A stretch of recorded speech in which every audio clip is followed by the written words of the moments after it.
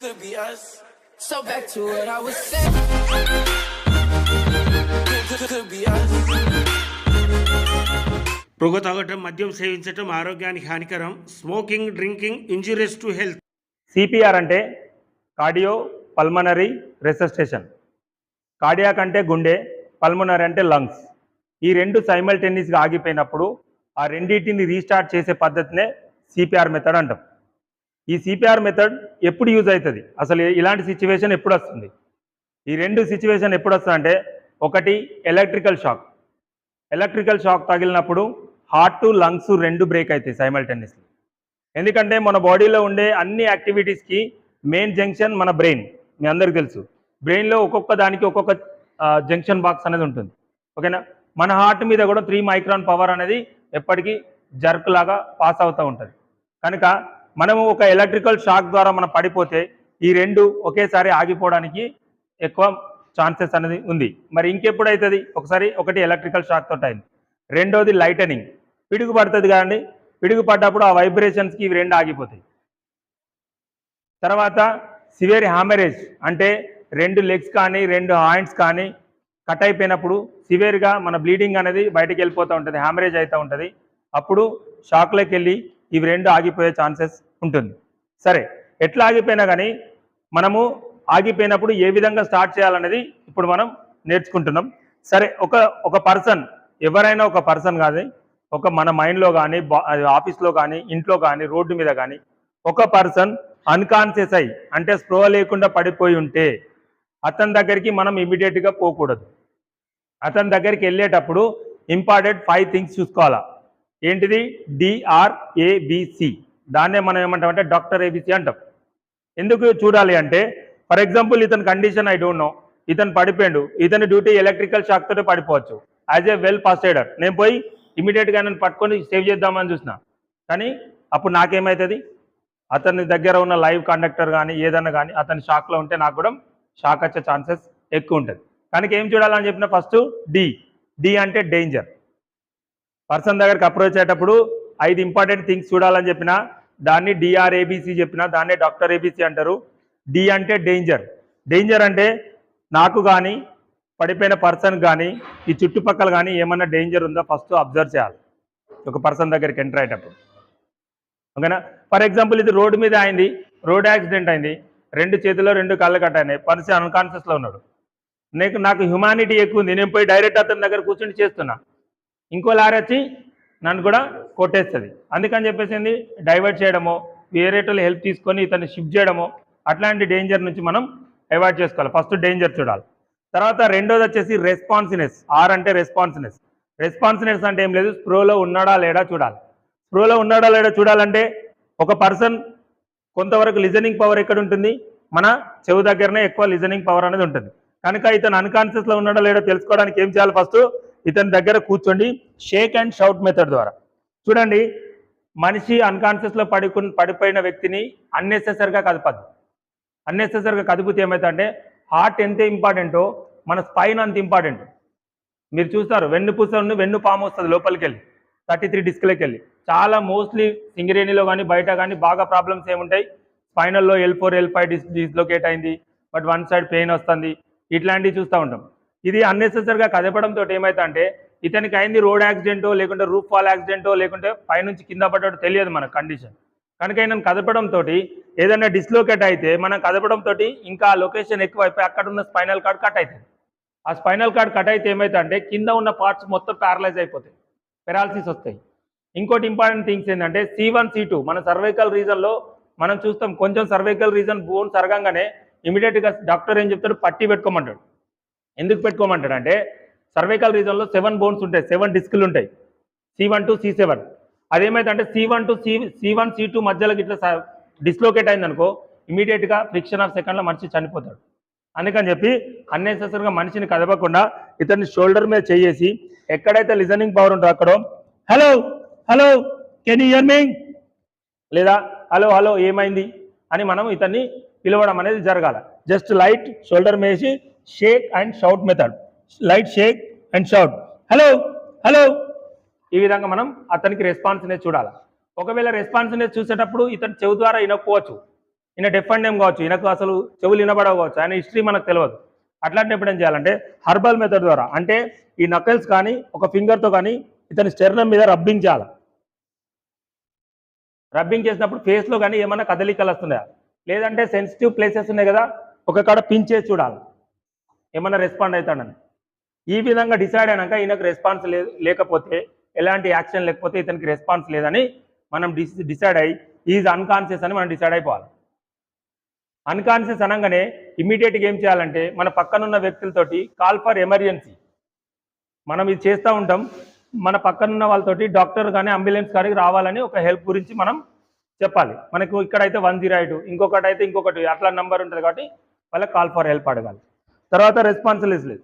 ఇప్పుడు డి చూశాను, ఆర్ చూశాను, తర్వాత వచ్చేసి ఏ అంటే ఏంది, ఎయిర్వే. ఎయిర్వే అంటే ఏంది, నాస్ట్రిల్ నుంచి ఇక్కడ మౌత్, నోస్, ఇక్కడ నుంచి లారినెక్స్ నుంచి ఇక్కడ దాకా లంగ్స్ దాకా మనకు టచ్ ఉంటుంది. మీరు చూసారు, నాస్ట్రిల్ నుంచి కానీ మౌత్లో నుంచి కానీ మనం గాలి పీల్చుకుంటే డైరెక్ట్ లంగ్స్లోకి వెళ్ళిపోతుంది. ఓకేనా? అయితే అప్పుడు ఎయిర్వే ఏం చేయాలంటే ఎయిర్వే ఓపెన్ చేయాలా.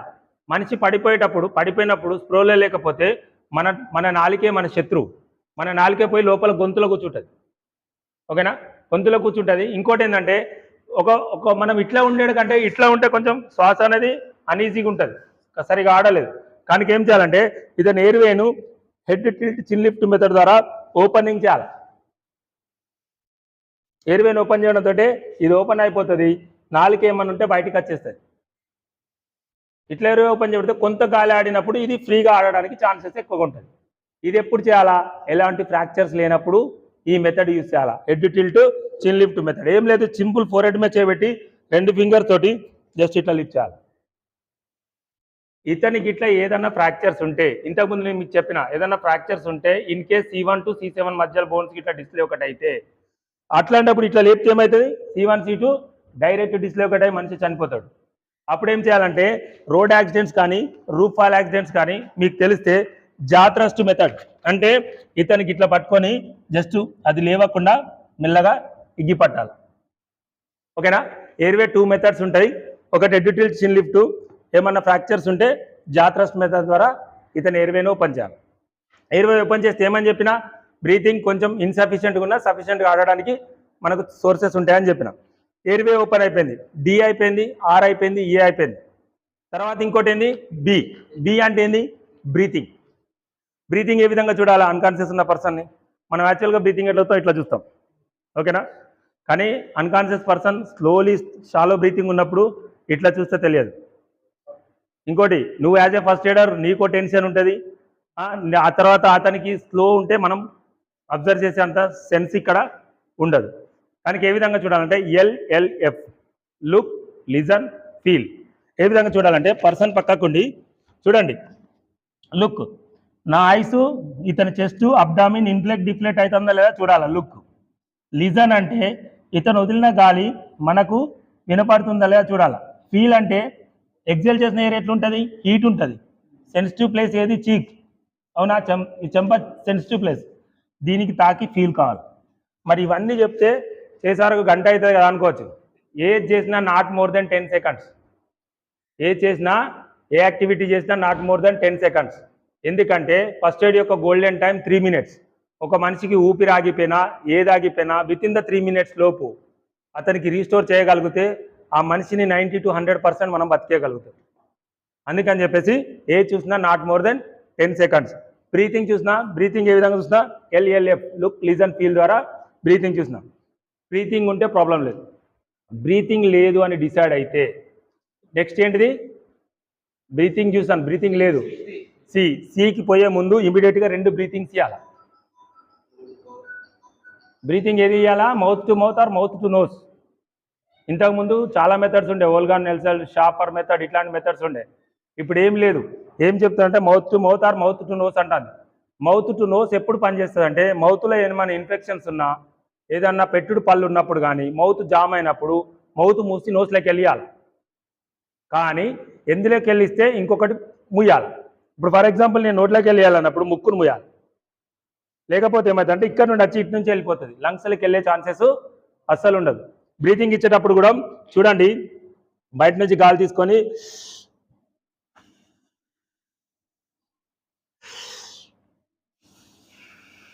ఇట్లా 2 టైమ్స్ నేను పైనుంచి ఇస్తున్నా కంటామినేటెడ్ అని. మన దగ్గర ఒక క్లీన్ కర్చీప్ ఉంటే కర్చీప్ అతని మీద వేసి ముక్కు మూసి నోట్లకు డైరెక్ట్ మౌత్ టు మౌత్ ఇచ్చేయాలి పట్టుకొని. దూరం నుంచి ఇవ్వద్దు, దూరం నుంచి ఇస్తే రాదు. లేదంటే మన దగ్గర ఏమైనా బ్యారియర్ ఉంటే బ్యారియర్ పెట్టి బ్యారియర్ నుంచి ఇవ్వాలి. కనుక ఇప్పుడు నేను ఏం చేసిన క్లీన్ కర్చీప్ వేసి ముక్కు మూసి నోట్లోకి వెళ్ళి డైరెక్ట్ 2 బ్రీతింగ్స్ ఇచ్చిన.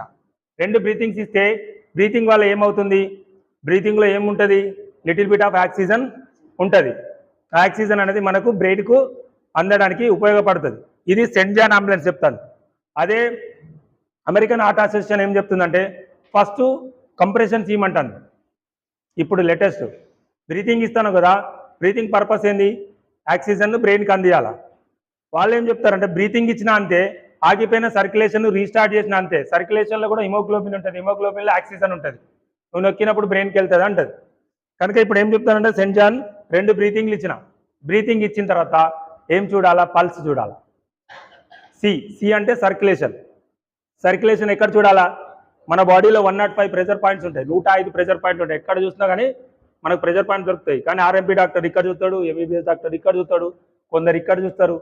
కానీ వీకెస్ట్ పర్సన్కి ఎంత తక్కువ సర్క్యులేషన్ ఉన్నా మన హార్ట్ యొక్క ముఖ్య గుణం ఏంటంటే, హార్ట్ ఏం చేస్తా అంటే మన బాడీలో 5 to 6 లీటర్స్ ఆక్సిజన్ బ్లడ్ ఉంటుంది కదా, ఆ బ్లడ్లో ఎంత తక్కువైనా పర్లేదు మన హార్ట్ సపరేషన్ చేసి తక్కువైనా ఆ తక్కువ బ్లడ్ను అప్పర్ పార్ట్స్కి పంపించాలని ట్రై చేస్తుంది మన ప్రమేయం లేకుండా.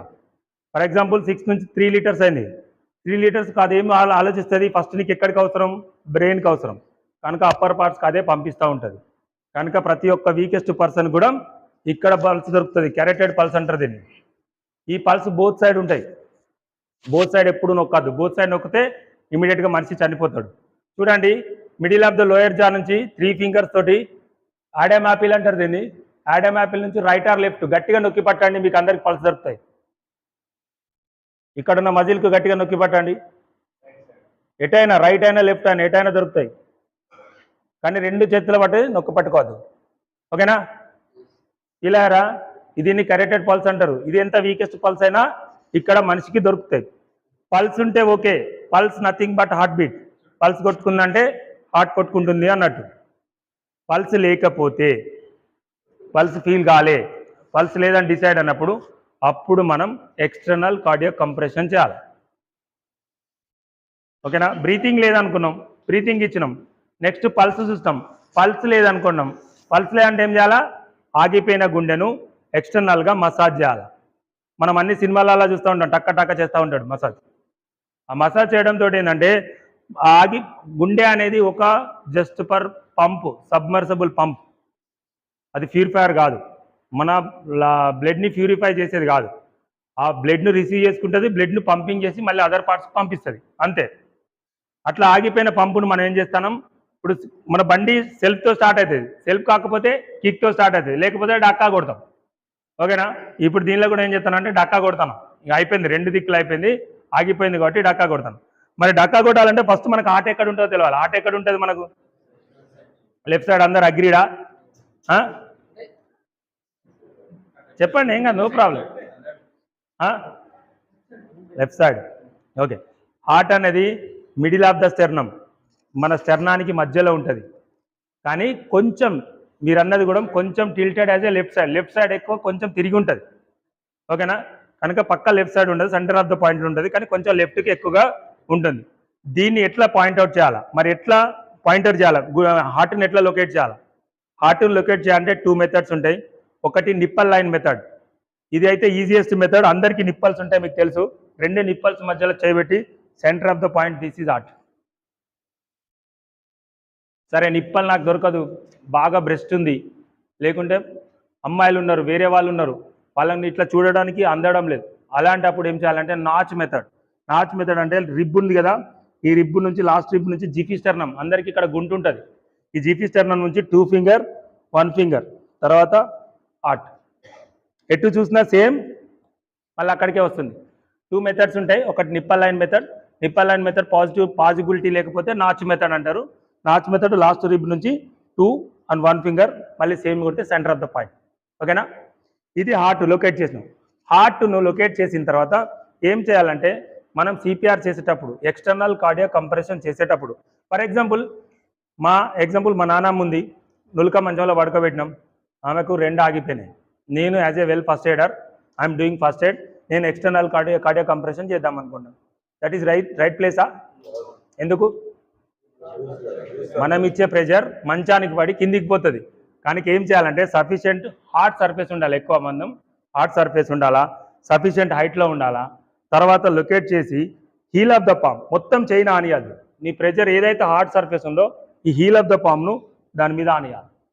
నెక్స్ట్ హ్యాండ్ తోటి దీన్ని ఇంటర్లాకింగ్ చేయాలి. ఇంటర్లాకింగ్ చేసి 30 టైమ్స్ కంప్రెస్ చేయాలి. 30 టైమ్స్ కంప్రెస్ చేసేటప్పుడు నీ యొక్క ఫేస్ లుకింగ్ ఇతని ఫేస్ మీద ఉండాలి. నీ లుక్స్ నువ్వు కంప్రెస్ చేసేటప్పుడు ఏమైనా కదలికలు వస్తున్నాయా లేదా అని చూడడానికి ఇతని ఫేస్ మీద చూడాలా. వచ్చేటప్పుడు కూడా నాకు బలం ఉంది, నేను బాడీ బిల్డర్ అని ఎక్కువ అవుతుంది. ఎప్పుడైనా కానీ 1.5 to 2 ఇంచెస్ డెప్త్ మాత్రమే లోపల కొట్టాలి. అంతకంటే ఎక్కువ ఎత్తుతే ఏమవుతుంది, అక్కడ ఉన్న రిప్స్ తిరిగిపోయి హార్ట్కు లంగ్స్ గుచ్చుకొని కాంప్లికేటెడ్ అవుతుంది. అందుకని చెప్పేసి ఒత్తాలా. ఒత్తేటప్పుడు లౌడ్లీగా కౌంట్ చేయాలా. చూడండి 1 and 2 and 3 and 4 and 5 and 6 and 7 and 8 and 9 and 10, 11, 12, 13, 14, 15, 16, 17, 18, 19, 20, 21, 22, 23, 24, 26, 27, 28, 29, 30. ఇట్లా 30 కంప్రెషన్ ఇచ్చినాక మళ్ళీ 2 టైమ్స్ బ్రీతింగ్ చేయాలి. మళ్ళీ 30 టైమ్ కంప్రెషన్. ఇట్లా 5 టైమ్స్ చేస్తే 1 సైకిల్. 5 టైమ్స్ చేస్తే 1 సైకిల్ విత్ ఇన్ 2 minutesలో వేయాలి. అంటే 2 minutesలో ఎన్నిసార్లు వేయాలా? 5 ముళ్ళ అంటే 150 టైమ్స్ కంప్రెస్ చేయాలా, 10 టైమ్స్ బ్రీతింగ్ చేయాలి. అంటే ఎంత స్పీడ్ తోటి చేయాలా? 100 times per minute రేషియో. 1 నిమిషానికి 100 సార్లు పనిచేస్తే ఎంత స్పీడ్ ఉంటామో అంత స్పీడ్ తోటి ఈ విధంగా చేస్తే అతనికి 80 to 90% ఈ పర్సన్ని మనం రికవర్ చేయడానికి ఎక్కువ సోర్సెస్ ఉంటుంది. ఎందుకు దీని మీదనే ప్రాక్టీస్ చేయాలంటే మనిషి మీద మనం సిపిఆర్ ప్రాక్టీస్ చేస్తే మనకున్న ప్రెజర్కి మనిషి డ్యామేజ్ అయ్యే ఛాన్సెస్ ఉంటాయి. అందుకని చెప్పి మ్యానిక్విన్ మీద ప్రాక్టీస్ చేస్తే మనిషిని 80 to 90% కాపాడచ్చు. ఇది సిపిఆర్ యొక్క డెమాన్స్ట్రేషన్. ఓకేనా? ఇందులో ఏమైనా డౌట్స్ ఉంటే చెప్పండి.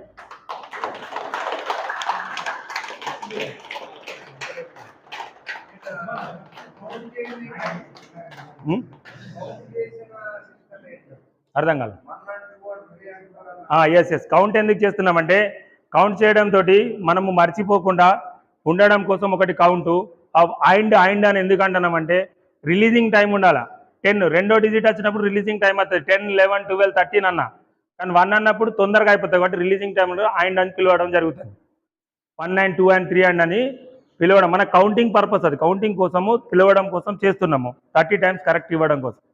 ఎందుకు 30 టైమ్స్ చేయాలి? 150 సార్లు ఒక్కసారి వస్తొచ్చుగా. వస్తుంది ఏమైతే అంటే ఆయనకు బ్రీతింగ్ కూడా కావాలి కదా.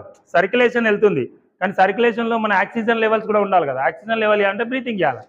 ఆ ఇవ్వడం కోసం ఈ మధ్యలో 2:30 రేషియోలో మనం ఒత్తడం జరుగుతుంది. ఇప్పుడు లేటెస్ట్ ఏమొచ్చిందంటే ప్రతి ఇంటర్నేషనల్ కానీ నేషనల్లో కానీ మనకు కూడా నవే డేస్లో వస్తుంది ఏఈడి కిట్ వస్తుంది. Okay, automatic external defibrillator. నేను ఒత్తుతాను కదా, ఒత్తినప్పుడు మనము ఏం చేస్తా అంటే ఏఈడి కిట్ పెద్ద పెద్ద షాపింగ్ మాల్స్లో కానీ మైన్స్ ముందర కానీ ఇప్పుడు మనకు పెట్టడానికి అవకాశం ఉంటుంది. సిమ్టార్లో ఉంది ఏఈడి. ఆ ఏఈడి తోటి ఏమైందంటే 2 ప్యాడ్స్ వస్తాయి. ఆ 2 ప్యాడ్స్ ఎక్కడెక్కడ అంటియాలో దాని మీద సింబల్ ఉంటుంది. ఒకటి ఇక్కడ అంటియాలా, ఒకటి ఇక్కడ అంటియాలి. ప్యాడ్స్ అంటించేసి ఎయిడ్ మిషన్ ఆన్ అవుతుంది. స్టార్ట్ చేసిన తర్వాత ఏమవుతుందంటే అది స్టార్ట్ చేసినాక స్టాండ్ ఫ్రీ అవే అంటుంది. స్టార్ట్ అయినాక ముట్టుకోవద్దు, దాన్ని షాక్ ఇస్తుంది. అది స్టాండ్ ఫ్రీ అవే అన్న వల్ల మనం నిలబడాలి. నిలబడ్డాక స్టార్ట్ షాక్ బటన్ అంటుంది. షాక్ బటన్ నొక్కగానే 2 టైమ్స్ షాక్ ఇస్తుంది. 2 టైమ్స్ షాక్ ఇచ్చినాక తర్వాత డూ సిపిఆర్ అంటుంది. అప్పుడు మళ్ళీ మనం ఏం చేయాలా? 30 టైమ్స్ కంప్రెషన్ చేయాలి. మళ్ళీ 2 టైమ్స్ అది షాక్ ఇస్తుంది. మళ్ళీ 30 టైమ్స్ మనం కంప్రెస్ చేయాలి. ఇది ఆటోమేటిక్ ఎక్స్టర్నల్ డీఫిబ్రిలేటర్. ఇందులో ఇంకా టాపెస్ట్ క్వాలిటీస్ ఉన్నాయి. ఇది మనం ఏం చేయాల్సిన అవసరం లేదు, మొత్తం అదే చేసుకుంటుంది. కాస్ట్ని బట్టి ఇది మనం చెప్పింది 1,20,000 రూపీస్. అది మనం సగం చేస్తాం, సగం మనం చేస్తాం, సగం అది చేస్తుంది. అదే రిచెస్ట్ కంట్రీస్ అనుకో 5 lakhs 10 lakhs పెడితే ఆటోమేటిక్గా అన్నీ అవే చేసుకుంటుంది. ఇప్పుడు మనం హాస్పిటల్లో చూస్తూ ఉంటాం 2 ఇస్త్రీ పెట్టాలు పెడతా ఉంటాడు. షాక్ పెడతారా? హార్ట్కి షాక్ పెడతారు. అదే షాక్ ఇది ఇస్తుంది, ఆటోమేటిక్ డీఫిబ్రిలేటర్ ఇస్తుంది. ఓకేనా? దానిలో కూడా కింద ప్యాడ్స్ పెట్టి ప్యాడ్ మీద షాక్ ఇస్తాం. డైరెక్ట్ బాడీ కాంటాక్టు ఏది చేయరు.